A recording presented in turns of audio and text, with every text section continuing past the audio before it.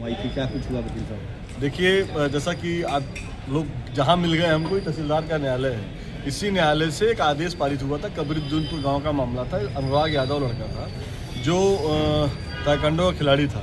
उसकी गला काटकर हत्या कर दी गई थी। उसका कारण ये था कि उसके पीछे एक बगल में बंजर खाते की भूमि है 932, उसी पे मकान बना है और उसी को लेके इन लोगों में विवाद चल रहा था। लेकिन वो विवाद इतना अधिक बढ़ गया है कि वो सब जो अपराधी थे, लालता और वो लोग, उन लोगों ने अनुराग यादव की गर्दन काट दी तलवार से, एक ही बार में धड़ से उड़ा दी। उसके बाद गांव सभा की तरफ से मुकदमा दायर हुआ इसी न्यायालय में और लगभग 1 साल तक वो मामला यहाँ पे लंबित रहा। उसके बाद 31(2) का मुकदमा दाखिल हुआ अपर जिलाधिकारी भूमि राजस्व के न्यायालय में। क्योंकि जो मामला यहाँ लंबित हुआ और बार बार जब रिपोर्ट यहाँ से मांगी जाती थी तो आरआई की तरफ से रिपोर्ट आती थी कि वो मिलजुमला नंबर था। तो 932 एक ही नंबर था, उस पर क ख ग अलग फाट नहीं पड़ेगी। तो अपर जिलाधिकारी भू राजस्व के न्यायालय में 31(2) का मुकदमा दर्ज होता है और उसके बाद वहाँ से एक आदेश होता है और आदेश में ये होता है कि 30 क, 30 ख और 30 ग तीनों का फाट अलग कर दिया जाता है और क जो है वो बंजर खाते में बना होता है। फिर वहाँ से एक तहसीलदार साहब के यहाँ वो आख्या दाखिल होता है। तहसीलदार उस पर फिर आख्या मांगते हैं आरआई से। आरआई की रिपोर्ट पुनः आती है कि 932 को 3 भागों में 30(2) के माध्यम से विखंडित किया गया है। पहला नंबर 932 का है, दूसरा 932 का ख है और ग है। ये अलग अलग रंगों से उसको अलग अलग प्रदर्शित किया गया है। 932 का नंबर जो था वो बंजर खाते की भूमि थी। आरआई ने रिपोर्ट लगाई कि 932 का बंजर खाते की भूमि है जिसपे लालता यादव नाम के एक व्यक्ति ने अवैध निर्माण कर रखा है। तहसीलदार के न्यायालय से एक आदेश पारित होता है कि जो मामला जो 932 क पे जो बना हुआ अवैध निर्माण है उसको तत्काल प्रभाव से उसको गिराया जाए। यह आदेश यहाँ से पास होता है। फिर उसके तुरंत बाद ये लोग अपीली न्यायालय, जो जिलाधिकारी का न्यायालय है, वहाँ पर ये जाते हैं और वहाँ पर एक अपील दाखिल करते हैं।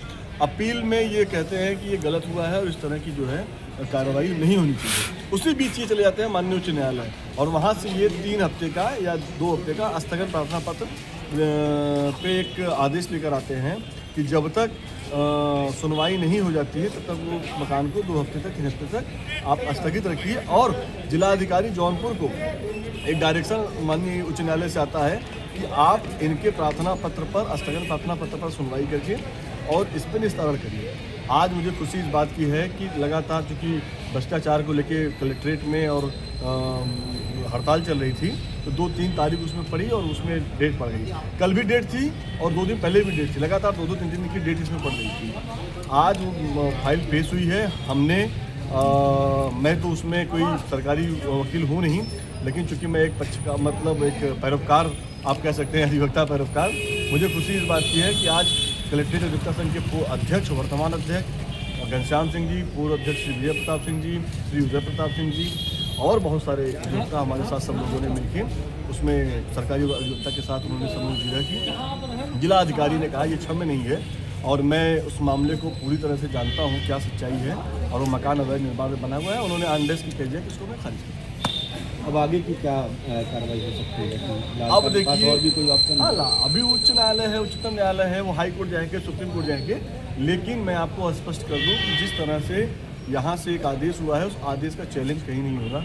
सारे न्यायालय उस मकान को गिराने का आदेश करेंगे, उसमें कोई दो नहीं। क्या लगता है अभी और कितना इंतजार करना पड़ सकता है? अब आप लोग जाइए कैमरा लेके, मैं तो कह रहा हूँ कि जाइए। यहाँ के जो वर्तमान मंत्री हैं गिरीश चंद्र यादव और जो यहाँ के विधायक हैं भारतीय जनता पार्टी के, जो यहाँ पे सांसद हैं, सॉरी वो सांसद तो विपक्ष का है, जो भी गठबंधन के विधायक हैं, और उनके पास कैमरा लेके जाइए, उनसे पूछिए कि भाई अब तो न्यायालय ने भी आदेश कर दिया है और मुख्यमंत्री योगी आदित्यनाथ कहते हैं कि 0 टॉलरेंस वाली सरकार है, अपराधी को बख्शा नहीं जाएगा, किसी भी अपराधी को छोड़ेंगे नहीं। तो अपराध तो वहाँ अपराधी को तय करने में समय लगता है, यहाँ तो अपराध तय हो चुका है, न्यायालय ने अपराध तय कर दिया है।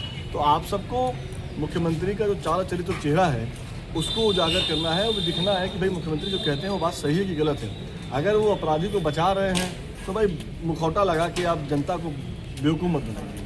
अगर आप सही में 0 टॉलरेंस की बात करते हैं और उसको इम्प्लीमेंट करना चाहते हैं तो आज आदेश हो गया है, कल उसका बुलडोजर से मकान गिरा।